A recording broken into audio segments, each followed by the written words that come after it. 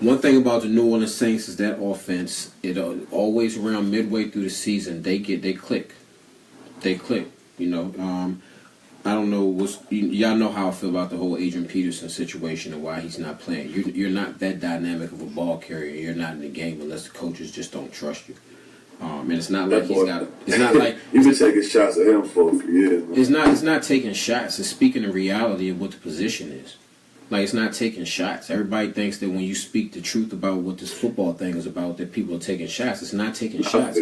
You are not that dangerous of a ball carrier. You're not that dangerous of a football player with the ball in your hands, and you're not on the field unless you're sitting behind a future Hall of Famer or unless you struggle with pass protection and you're a liability in the passing game.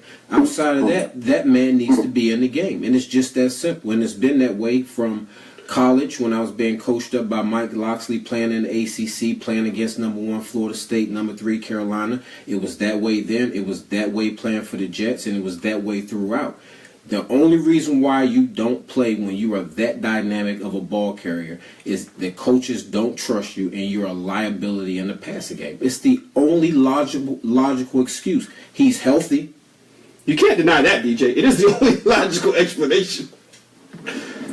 And the funny thing is that I went and looked it up, and you can look. There's a YouTube clip that's not made by Lamont that breaks down Adrian Peterson, and it has pro football has the rankings for everything under the sun, and over his career, Adrian Peterson ranked dead last in pass protection and dead last in percentage of catches out of the backfield. So there's a whole YouTube clip of him that shows how they grade. Go ahead, DJ.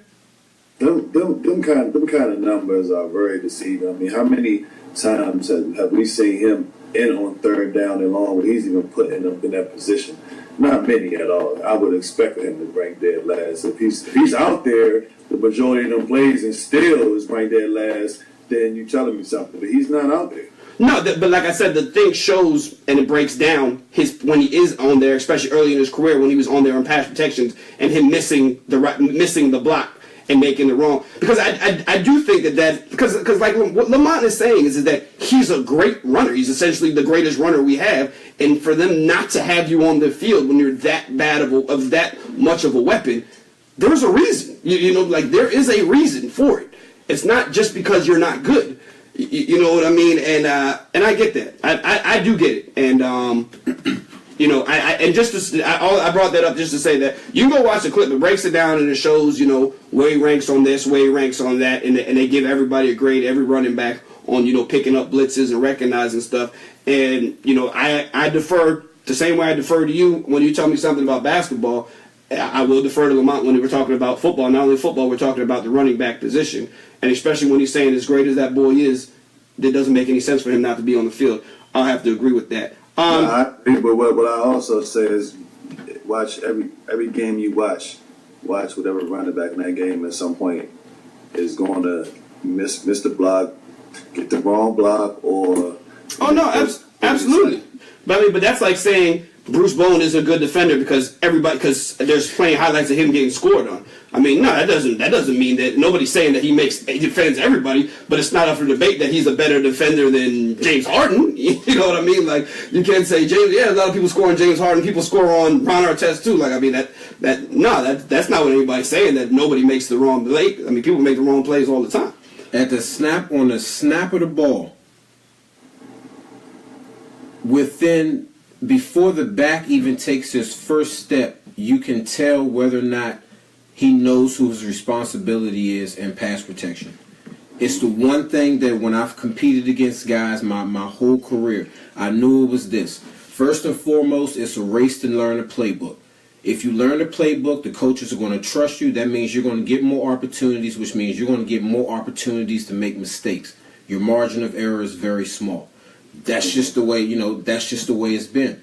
From the running back's position, it's very simple. When the ball is snapped, if your man doesn't come, you get out. You got to get out quick. It's just that simple. If I'm in pass protection and they're only bringing 4 guys, the 4 down linemen, but and everybody else is dropping. But as the running back, I'm still going like this, looking at absolutely nothing. That lets the coaches know that I have no clue what my responsibility is. Second of all, if you don't get out in your route, that linebacker who's dropping in coverage, who's responsible for you, if you come out the backfield and you sit down in his area, you have to know route concepts. I have to know that if I got a dagger concept where I got a dig coming on the outside and I got a seam going down the middle of the field, I know that if my man doesn't come, I have to get out to the flat fast because it's going to draw that linebacker, which is going to open up things in that for the dig. You have to know these things. I'm looking at running backs from the time that I've been out, and you're looking and you're seeing guys that have no clue who their blocking responsibility is. Right. They have no clue. And I'm saying that with AP, and it's not just AP, it's a number of guys, the reason that they are not on the field is because they struggle in pass protection and the passing game as a whole, whether it's identifying who you have. If you have a hard time identifying who you have, when it's time for you to block somebody, you're not going to be as aggressive because you're thinking too much. And if your man doesn't come, if you don't get out in your route fast enough, that's letting the coaches know that you don't know what you're doing. If we sit in a meeting and the coach says, on these particular routes, we need for the back to get out fast. If I'm competing against you and I see that you're getting out slow, you're telling me as a guy who's competing against you, oh, you don't know your job. You don't know your responsibility. You can't beat me out. And that is the only logical explanation I have for why Adrian Peterson is not on the field. You can get away with that with coaches and offenses that they're going to build the offense around you. The New Orleans Saints is Drew Brees. So we're not going to switch up what we do to try to fit Adrian Peterson, which gets away from everything that we do. And I'm not saying that AP can't get it together. That's why I'm still keeping hope alive, because I believe that by week 8, by week 9, he should have enough of a concept grasp within this offense that they could utilize him more in the passing game. And now you'll be able to see him getting more touches from the run. Now they can add in play action fakes and things of that nature, which I think is the one reason that he's there, is if you can give Drew Brees a running game with that passing game he has, that team is dangerous. And sitting at 2-2, I'm still not giving up hope on this New Orleans Saints team, because I know just how dangerous and dynamic this offense really is. Correct me if I'm wrong. Well, go ahead. Go ahead, DJ. Well, one last thing on that. I mean, first, I don't know why he went there. Everything you said, that's kind of what I was about to pick up on. Go ahead. It was absolutely right about, you know what I'm saying, guys got to know where they're supposed to be and when they got to be there. My thing about it is, as far as AP is concerned, I haven't seen him in that situation enough to know. Maybe it happens in practice every day, but I haven't seen him put in that situation enough to know that he's an F up in them situations, because he's not putting those situations. Like Leonard Fournette coming out of school, they talk about, McCaffrey can come out of the backfield, Cook can come out of the backfield, Fournette is just a runner. Well, in Jacksonville, he's catching the ball out of the backfield every week.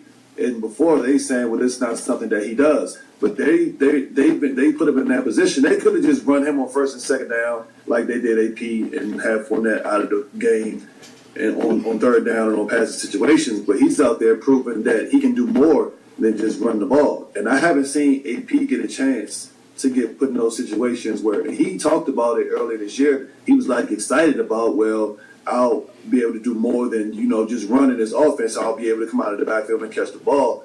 And I just haven't seen him being able to get put in that situation. And they're like, if everybody's saying, well, he can't block, he can't catch, as soon as he misses a catch, it's like, well, I told you so. He's not going to get that opportunity. But somebody that you've seen can catch out of the backfield, if they miss a catch, it's like, okay, they'll catch the next one. It's like he's just not getting that opportunity. Correct me if I'm wrong before we move on. Correct me if I'm wrong, though.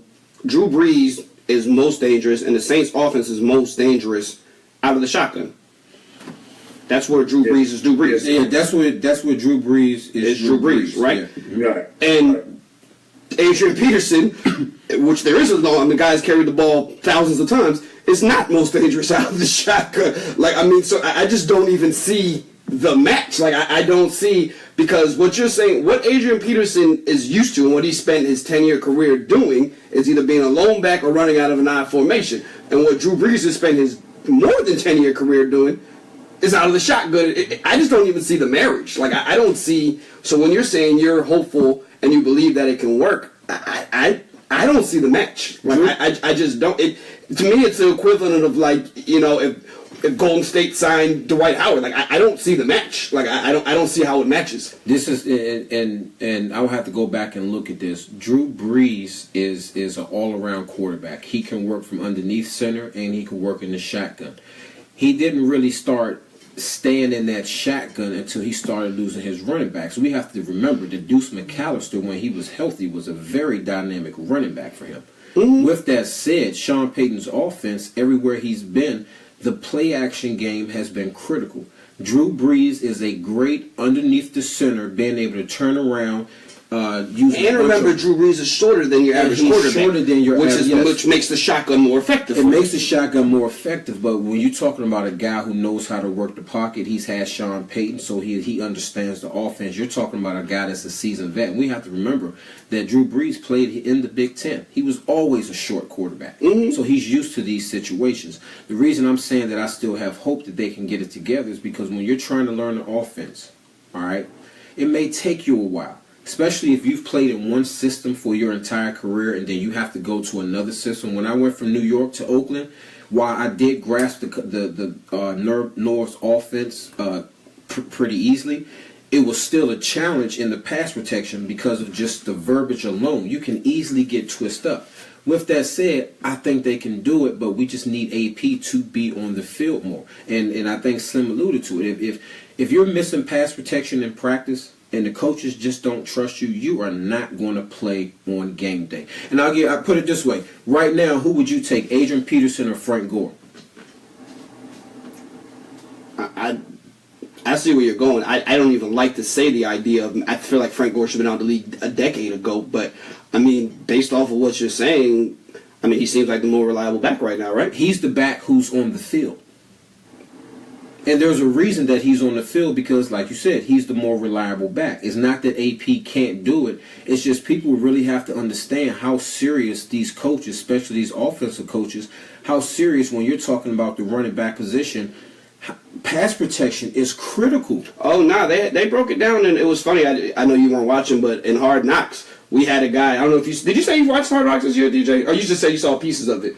Yeah. We had a guy who we drafted, 5th round running back, and they're like, we love him, but we don't trust him. It was, he missed the one block, and he got the backup quarterback knocked out the game, and then he's and they're like, we can't trust him. He's a great dynamic runner. He's averaging like 6 yards a carry, but it's like he out here getting the quarterback killed. We just can't have it. And they ended up he was probably the best runner outside of Doug Martin, but they ended up having to put him on the practice squad, and they were just like, yo, we need you to get your pass protection together. No, I get it. I mean, even like in basketball, people ask, they got a guy like Michael Beasley. Yep, that's what I was thinking of. I was thinking the same thing. In 10 minutes, he got 12 points. And you're like, man, why this guy don't play more?